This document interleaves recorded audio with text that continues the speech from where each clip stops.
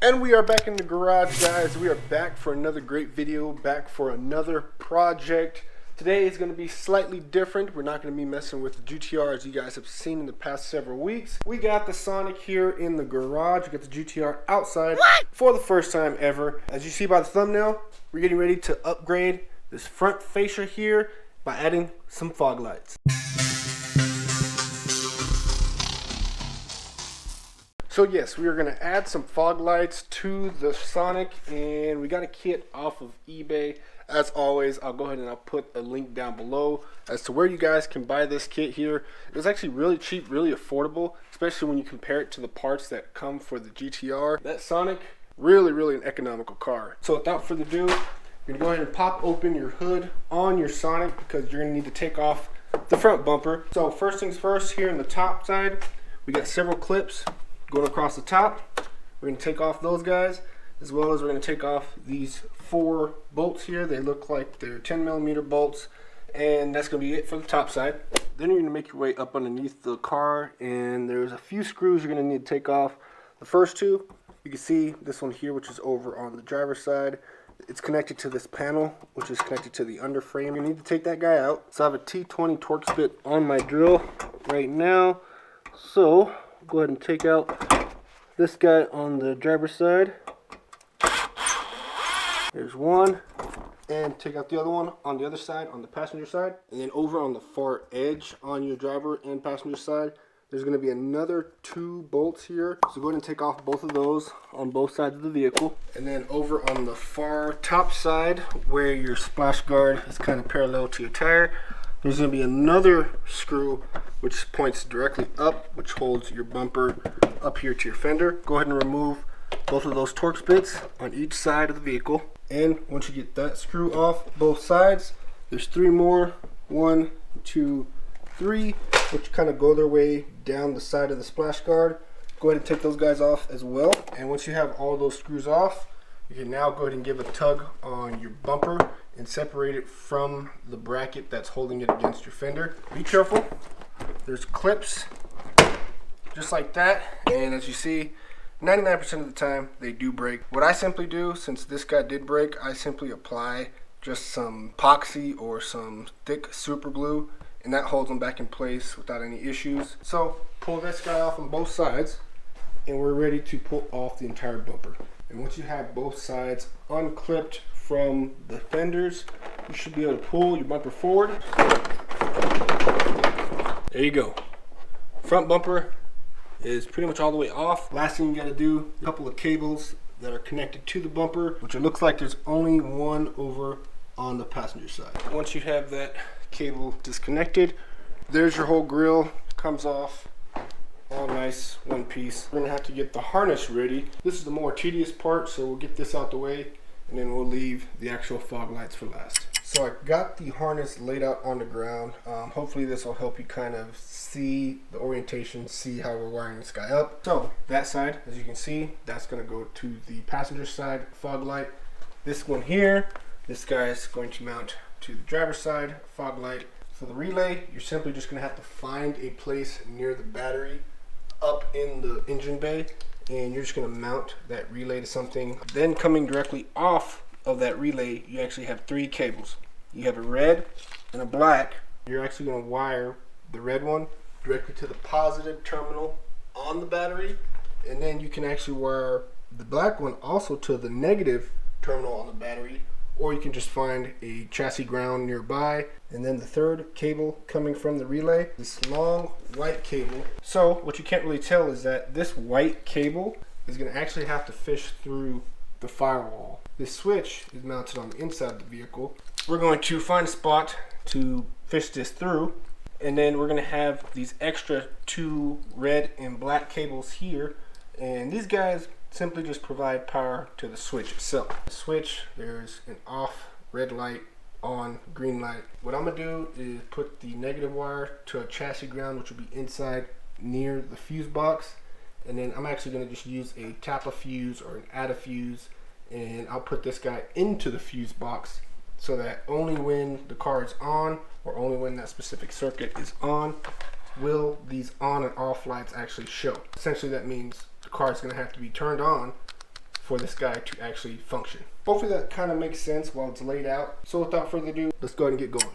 Alright guys, so I went ahead and I got the wires all put in place. Starting at the far left side, here's your left fog light connector. I have it connected, just zip tied to the frame. There's one in the middle, and then the other two are over here in those holes, if you can see. So then the harness comes up past next to the windshield washer reservoir. Another zip tie to hold it in place. It comes up into the engine bay. I used this little spot right here. There was a little clip on there, or a little tab. I cut the tab off, and then I just adhesed the relay itself to the side of this battery box. Now we have the cables that go to the power. You have your red and your black. Simply route it up to the battery. There's your black one, and there's your red one. The switch harness, or the switch wire, went all the way back. Hopefully you guys can see. It's very hard to see, but on the top right corner, driver's side, there's actually a large rubber grommet. What I had to do was actually depin the white wire from that plastic connector that we showed you earlier, and I used a screwdriver to poke a hole back there. Kind of hard to see again, but I poked a hole with the screwdriver and then fed that one wire through. I already had that one wire through, so then I simply repinned it back into the connector. So now we had on this side the red and the black cable. So I actually already had a circuit from the cruise control install. If you remember, we put a ignition wire to this ignition cable here. So I just did an add a circuit, if you can see, spliced it in to this guy here. Then all that was left was just the ground wire. I ran to the existing ground location on the car. And even without the fog lights installed, we should be able to turn the ignition on and then be able to see these little red and green lights light up. And there we go guys, as you can see, the little lights are light up. There's no fog lights, but that means there's power going to them. So the switch is ready. We're gonna leave these wires loose until we get the bumper back on with the fog lights. We're gonna make our way over to the bumper, get ready to install the actual fog lights to the bumper, and we're almost done. Back of the bumper, the stock plastic bezel is literally just hung on by these little tabs. All you gotta do is just pull out the tab and push that plastic piece out, and then simply just click in this guy. Once you get that one out, go ahead and set that aside. Go ahead and get your new one. That should go right back in exactly how the other one came out. It's all just the tabs. Just push it back up, push it into place, and you can hear it click in place just like that. So here's the light. This guy is just going to mount right up to the existing holes on the bumper. There's one up top and two here near the bottom. We'll put it on there, line up the holes, and it's going to mount something like that. Unfortunately, this kit actually didn't come with all the screws.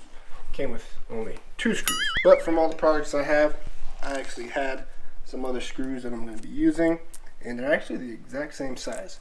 So hopefully your kit comes with all 6 screws. Again, there's 3 on each side. And yeah, simply as that, we're going to go ahead and screw this guy in, make sure it's straight, and get it mounted on.